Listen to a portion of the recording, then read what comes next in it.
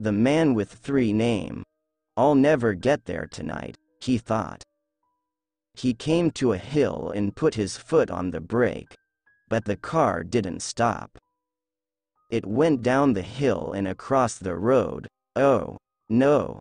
He shouted as the car went into the ditch and hit a tree. The man hit his head and face on the car window and his nose began to bleed.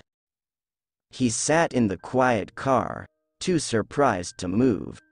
After a minute he opened the car door and got out. Snow began to cover his clothes. He looked at his watch. It was 9:15. What can I do, he thought. I can't stay here. I have to talk to her. I must find a phone and tell her what's happened. She'll be worried and I must get my car out of the ditch. Will a garage be open tonight? He looked around. He saw a light between the trees down a narrow road off to his right. That looks like a hotel, he thought. The man took a suitcase from the back seat of the car and began to walk towards the light. Janie Foxwell walked from her car to the Grey Swan Hotel. She carried a suitcase in one hand. It's only a small hotel, she thought. I hope it's not expensive. She opened the hotel door and went inside. Can I help you? Asked a boy behind a desk. He was about 16 years old. My name is Stephen Morgan. It's my mother's hotel. I need a room for tonight, please, Janie said. I'm driving to Bristol to stay with a friend, but the weather is getting worse. Stephen Morgan smiled. Perhaps the weather will be better tomorrow. I don't have much money, Janie said. I'm an art student at college. You can have the small room on the top floor, number 12. It doesn't cost much, and it's a nice little room. Stephen gave Janie a key. Will you put your name in the register, please? He opened a book on the desk. Janie wrote her name in the register. I'm really hungry. Can I get something to eat? She asked. Dinner was 2 hours ago, Stephen said. But you can get sandwiches in the hotel bar. Okay, Janie said. Thank you. Janie carried her suitcase up the stairs to the top floor. She walked over to the door with 12 on it. It was a small room with a bed under the window. Janie dropped the suitcase on the floor and sat on the side of the bed. She was tired. I'll phone Annie in a minute or two, she thought, then I'll get something to eat. She was going to stay with her friend Annie in Bristol. The city of Bristol was 60 kilometers away. There was a phone downstairs near the desk. Janie phoned her friend. Annie? Hi, it's Janie. No, I can't get to Bristol tonight. That's right, the snow has made the roads dangerous. No, I'm staying at a hotel. Perhaps I can drive to Bristol tomorrow. Yes, I know. Don't worry, I'm okay. I'll phone you tomorrow morning. Bye. Janie put the phone down and walked across to the lounge bar. Just then the hotel door opened and a man came in carrying a suitcase. His hat and coat were covered with snow and there was blood on his face. I know that face, Janie thought. But where have I seen him before? And what's his name? The man went across to the desk. I want a room, he told Stephen Morgan. Just for tonight? Stephen asked. Or will you be staying for the weekend? Tonight. And my car is in the ditch, 2 kilometers up the road. I need a garage. I'll get my mother, Stephen said. The man was making him feel nervous. Mrs. Morgan came out of the little office a few moments later. There's a garage in Copperthorne, the next village, Mrs. Morgan told the man. I can phone it. Please do, the man said. Mrs. Morgan looked at a board behind her. Then she dialed a number. After a moment she spoke to somebody. And his car is in the ditch, she said into the phone, explaining. Sorry. Oh, I see. Thanks, Harry. I'll tell him. She put down the phone. Well? Said the man. The garage owner won't come out tonight. Not in this weather, Mrs. Morgan said. It's too dangerous. I'll phone again in the morning for you. The man looked angry. Just give me a room then, he said, taking off his coat. The best room you have. Room 9, Mrs. Morgan said. It's a nice room with a bath. Can you put your name in the register, please? The man wrote something in the register and Mrs. Morgan looked at it. Thank you, Mr. Todd. She gave him a key. The room is on the second floor. Is there a phone in the room? He asked. Room 9 has a phone, yes. Good, thank you, he answered. As Janie went into the hotel lounge, the angry man was walking past. There was a television on in the corner of the lounge and a woman was reading the news. The man stopped by the door of the lounge and listened to the news. When the news finished, the man took his suitcase up the stairs to find his room. As he walked up the stairs, something fell from the pocket of his coat. Excuse me, said Janie, but the man did not hear her. She went over to the stairs and picked up what he had dropped. It was a road map. Janie looked at it, then called out to the man, more loudly, "You've dropped your map." He turned round quickly and came down the stairs again. "Thank you," he said, taking the map from her. Then, without another word, he hurried up to his room. Janie went and sat at the bar in the lounge. The barman put some sandwiches and a glass of orange juice in front of her. She thought about the stranger. Who is he? She thought. I'm sure I've seen him before. But where? And then she remembered. He was a teacher at college, she thought. It was more than a year ago.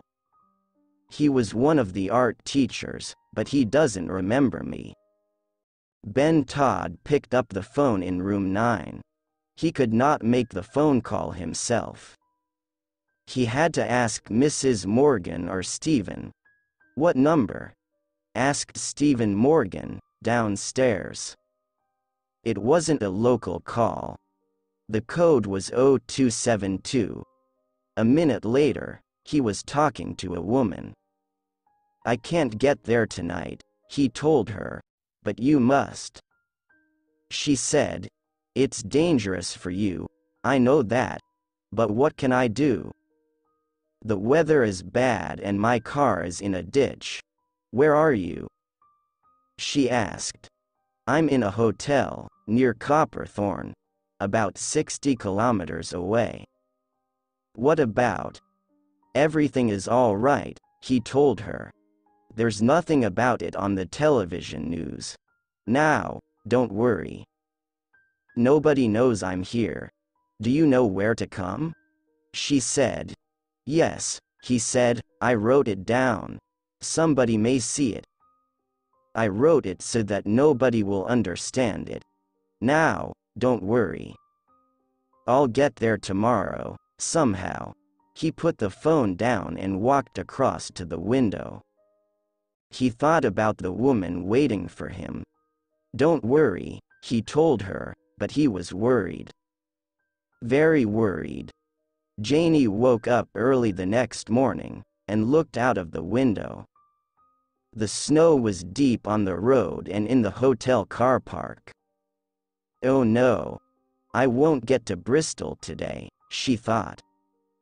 But I can't stay here for another night. I don't have enough money.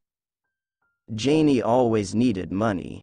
She wasn't sure if she could stay at her art college because she needed more money. Her father had troubles with his business, so he couldn't help.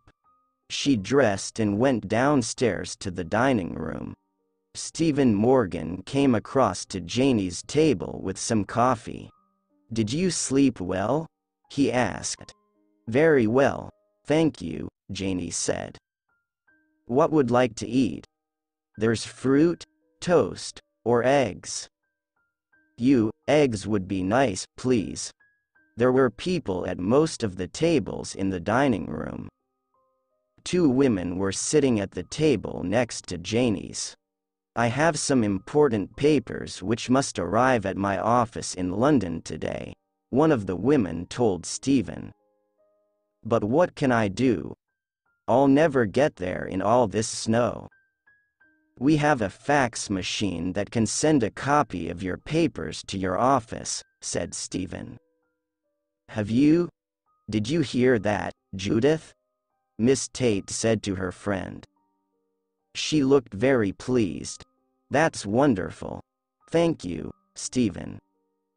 Just then, Mr. Todd came into the dining room. He looked around for an empty table, found one, and went and sat down. He took a piece from his pocket and looked at it.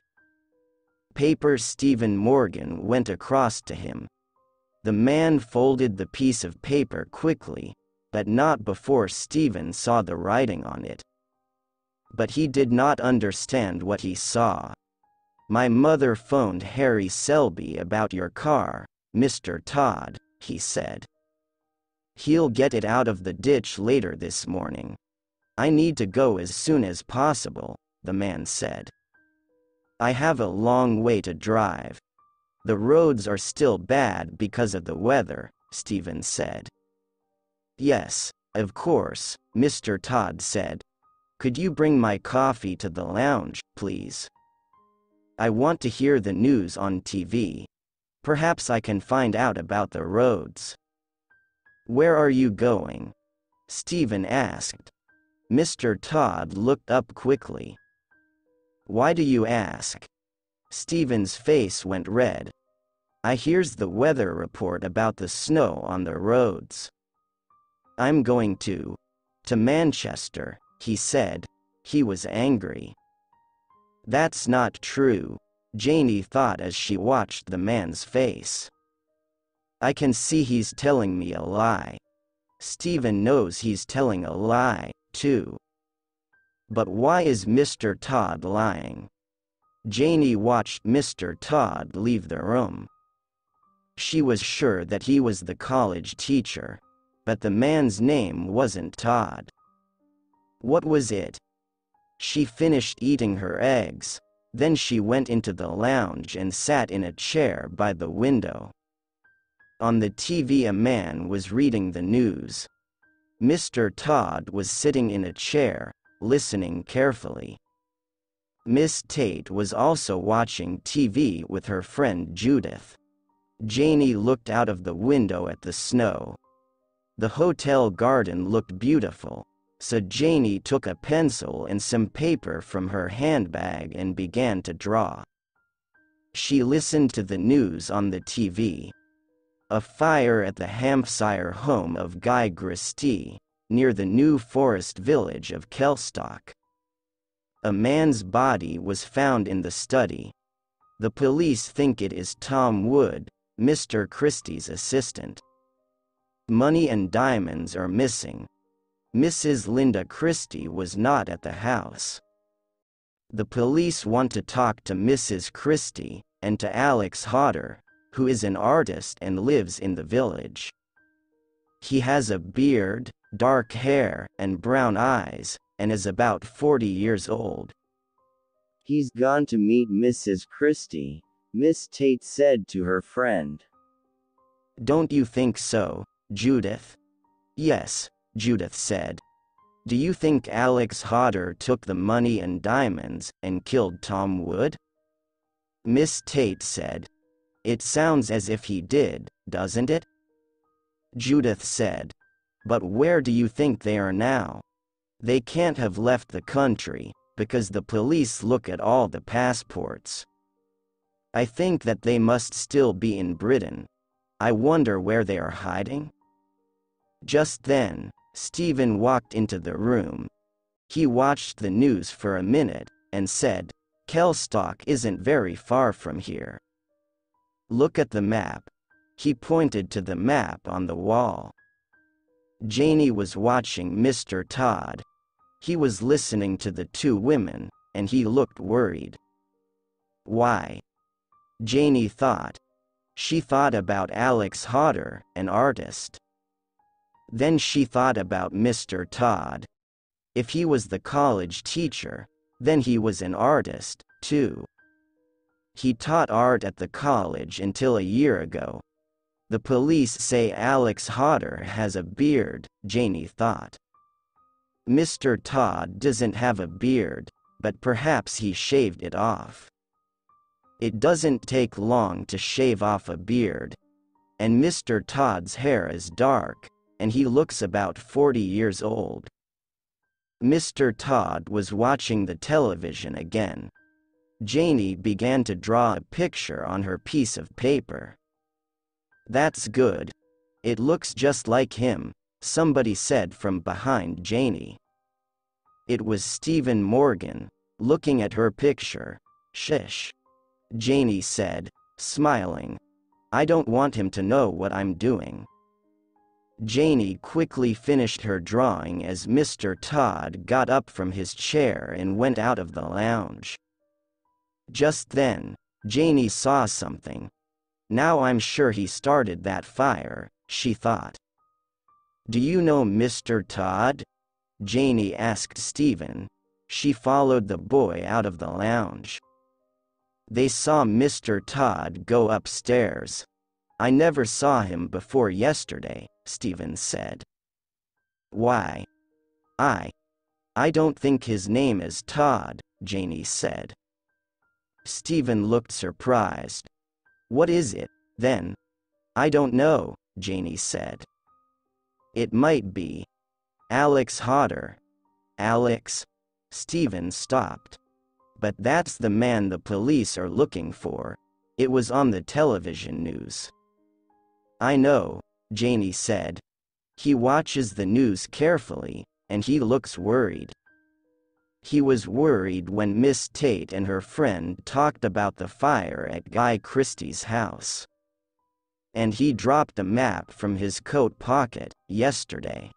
I picked it up and it showed the road to Bristol from the New Forest. Guy Christie lives in the New Forest. Stephen thought for a minute. He phoned somebody in Bristol last night, he said.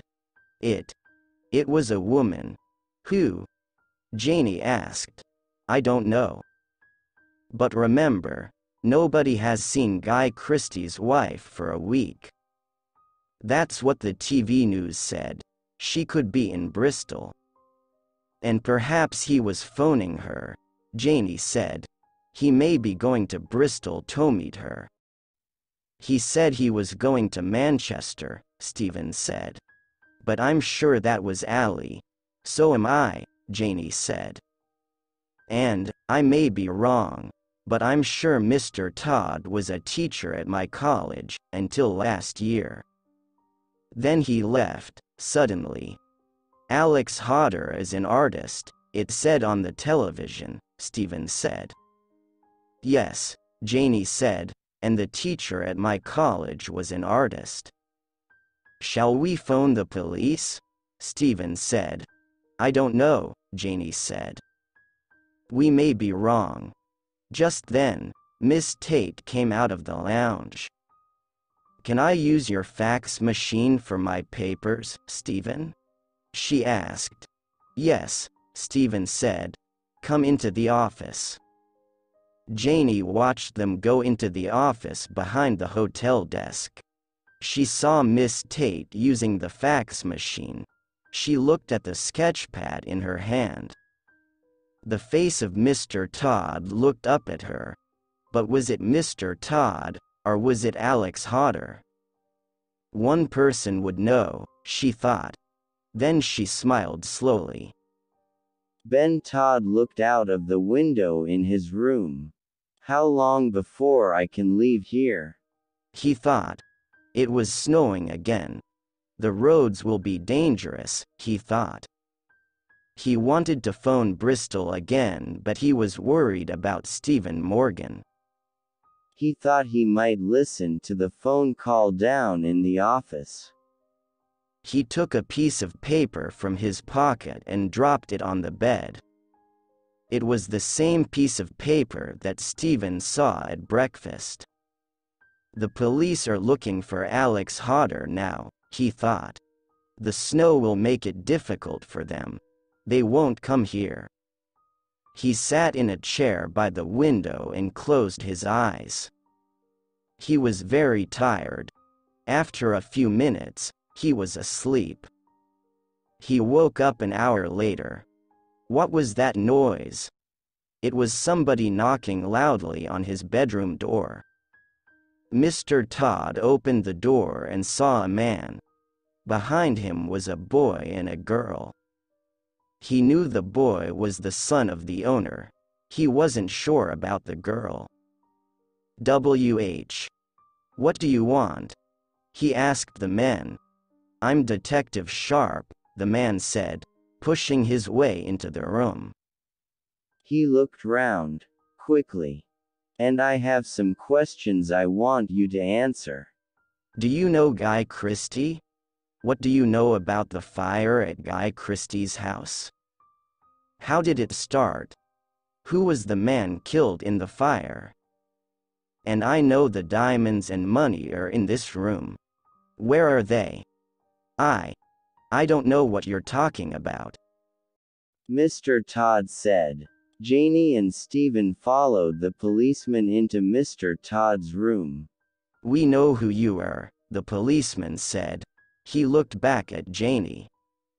"This young person drew a picture of your face. Her name is Janie. Do you remember her? She was a student of yours."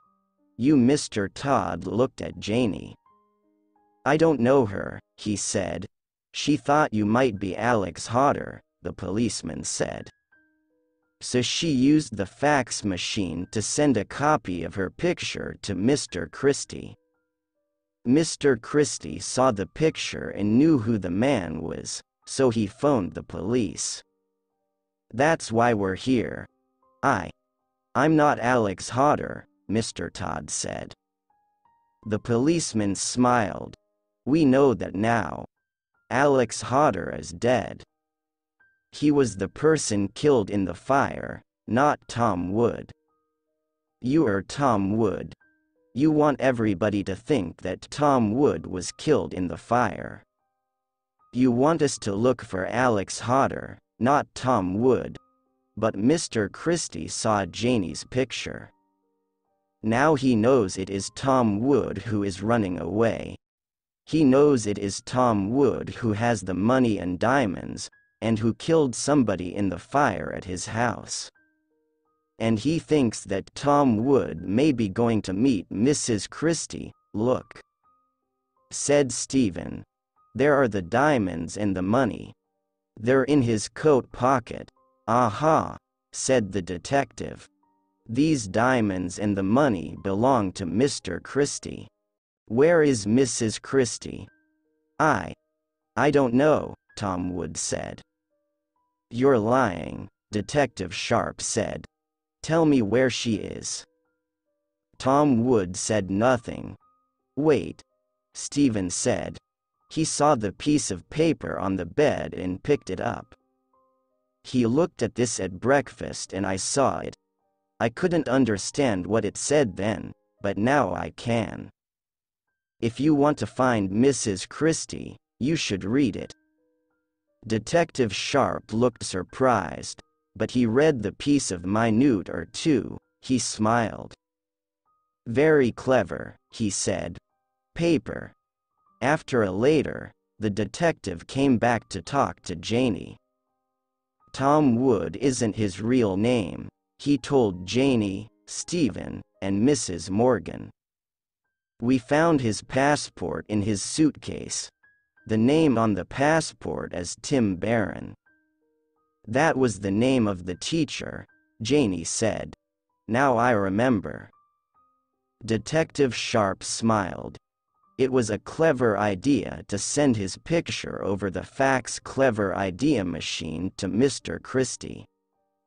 Tim Barron lost his job at the college because he stole some money, he explained. So he changed his name to Tom Wood. Mr. Christie gave him a job. Was Tim Barron going to meet Mrs. Christie? Janie asked.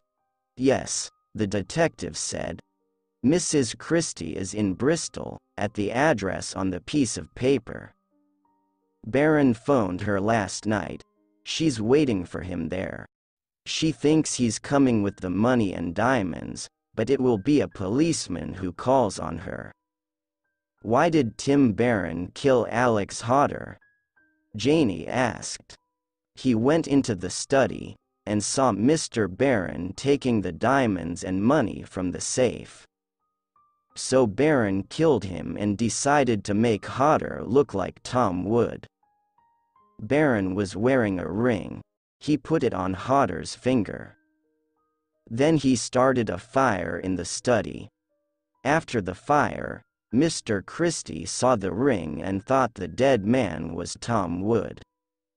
So we began looking for Alex Hodder. Then Mr. Christie got Janie's picture, Stephen said. Yes, Sharp said, smiling at the two young people. He thinks you're a good artist, Janie. I may be, one day, Janie said, if I can get enough money to stay at college. You'll have lots of money soon, he said. Mr. Christie's decided to give you a reward. Janie said. How exciting. And all because of a picture. A very important picture. The detective said, smiling.